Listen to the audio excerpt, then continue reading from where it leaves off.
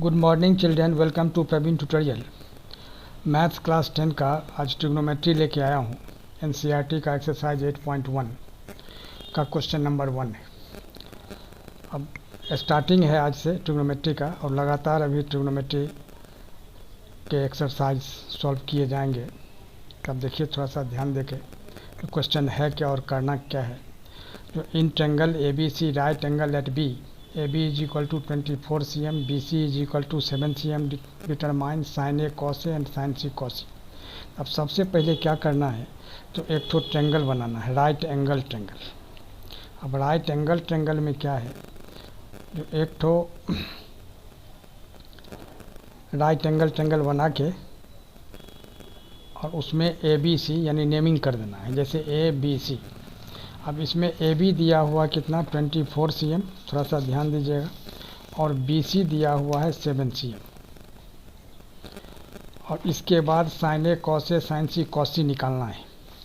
अब ध्यान देने की बात यहाँ यह है, जो AB 24 cm है और BC 7 cm है, तो निश्चित है कि BC का साइज AB के साइज से छोटा होना चाहिए, इसलिए यहाँ छोटा किया गया है। बहुत स्टूडेंट्स क्या करते हैं, इसमें जो इसका साइड लंबा कर देंगे, इसका साइड छोटा कर देंगे, ये 24 लिख देंगे, लंबा साइड को 7 cm कर देंगे, वो गलत माना जाता है। तो एक्यूरेट नाप के नहीं लिखना है, जो 7 cm या 24 cm को नाप के अगर करते हैं तो वो तो कॉपी से बाहर रेखा चली जाएगी।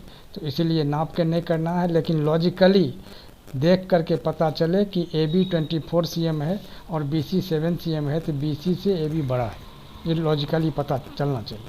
तो AB हो गया कितना 24 cm और BC हो गया। अब सॉल्यूशन में देखिए, सॉल्यूशन में सबसे पहले लिखना होगा जो ट्रेंगल ABC और angle B is equal to 90 degree, और AB दिया हुआ कितना 24 cm और BC दिया हुआ है 7 cm।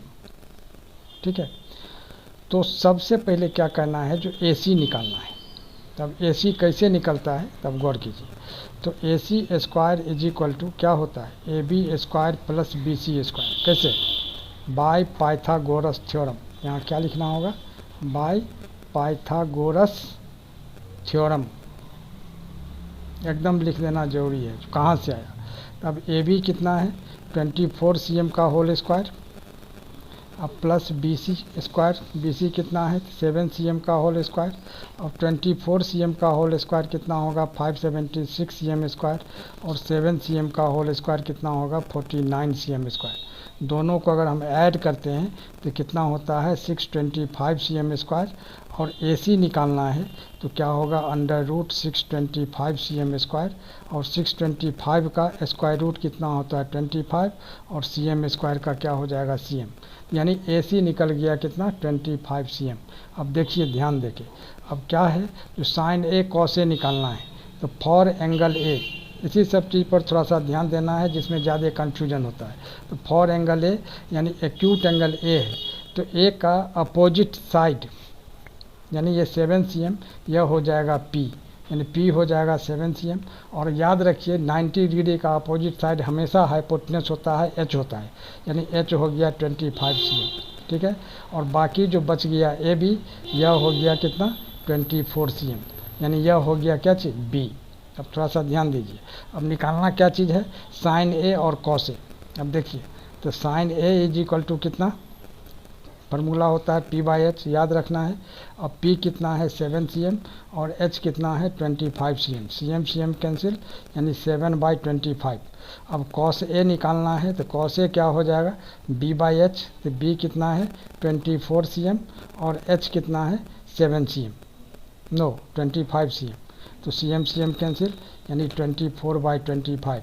तो यही दोनों इसका आंसर हो जाएगा। अब फिर आगे देखिए सेकेंड पार्ट के लिए।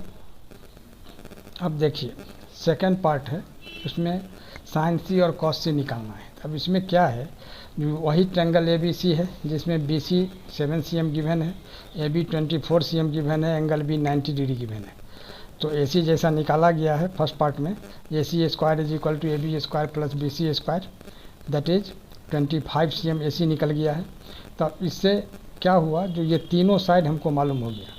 तो अब निकालना है साइन C cos C। उसके पहले निकाला गया था साइन ए कॉस ए।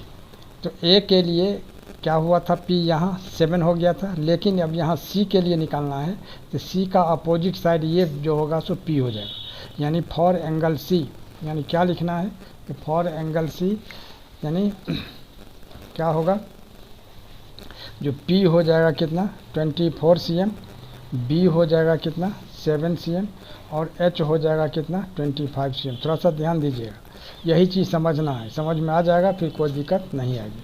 अब देखिए यानी कितना हो जाएगा, जो यहाँ जब B जो हो गया 7 cm और ये एंगल C के का अपोजिट साइड जो है वो हो जाएगा P, यानी कितना हो गया 24 cm और यह हो गया 7 cm, इधर हो जाएगा क्या चीज़ 25 cm। ये क्या होगा 90 का अपोजिट हमेशा H होता है, तो P भी H दिया हुआ है।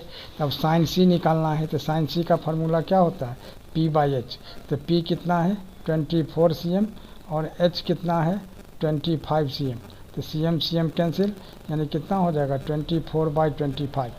अब आइए cos C, तो cos C is equal to कितना हो जाएगा B/H।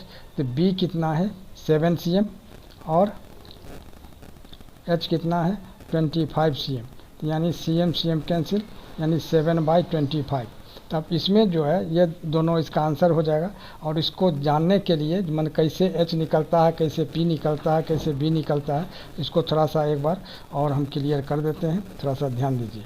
जैसे ABC, अब इस एंगल के लिए यह हो गया P, यहाँ P हो गया, यह हो गया B और 90 का अपोजिट हमेशा H होता है, थोड़ा सा ध्यान दीजिएगा। तब H निकालने के लिए पाइथागोरस थ्योरम क्या है, यह पाइथागोरियन प्रॉपर्टी भी बोल सकते हैं। तो पाइथागोरस थ्योरम इसमें क्या होता है थोड़ा सा ध्यान दीजिए, क्योंकि ये जानना बहुत ज़रूरी है। अब इसमें क्या होता है, जैसे AC² इज इक्वल टू क्या होता है AB² प्लस BC²। अब AC क्या है H² है, H² is equal to P² plus B² और सिर्फ H निकालना है तो under root P² plus B² हो जाएगा, ठीक है। उसी तरह से आगे देखिए नंबर 2 में अगर P² निकालना है तो यहाँ हो जाएगा H² माइनस B² और सिर्फ P निकालना है तो इसी में under root H² minus B² हो जाएगा।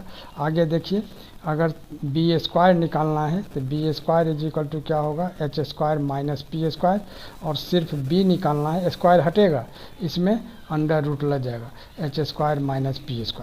तो इस तरह से यह फार्मूला जानना बहुत ज़रूरी है। और इसी के साथ साथ एक और फार्मूला है, थोड़ा सा ध्यान दीजिए, यह भी फार्मूला बहुत ज़रूरी है, बिना इसके काम नहीं चलेगा। सबसे पहले तो sine theta is equal to क्या होता है P/H और सेकंड में है cos theta is equal to B/H और थर्ड में है tan theta is equal to P/B, ठीक है। अब देखिए अब इसके बाद फोर्थ आता है नंबर कॉसेक थीटा। तो कॉसेक थीटा जो है वो क्या होता है साइन का अपोजिट होता है, साइन का रेसिप्रोकल होता है, यानी P/H है, ये हो जाएगा H/B। और उसी तरह से fifth number sec theta is equal to क्या होगा कॉस का रेसिप्रोकल होता है, यानी B/H तो यानी H/B। और उसी तरह से फिर लास्ट में जो है कॉट थीटा होता है, यानी यह जो है टेन का रेसिप्रोकल होता है, P/B है, ये B/P। और इसी तरह का इम्पोर्टेंट टॉपिक मैं लगातार आप तक पहुंचाता रहूं, इसके लिए आप लोग लाइक शेयर और सब्सक्राइब जरूर करें। धन्यवाद।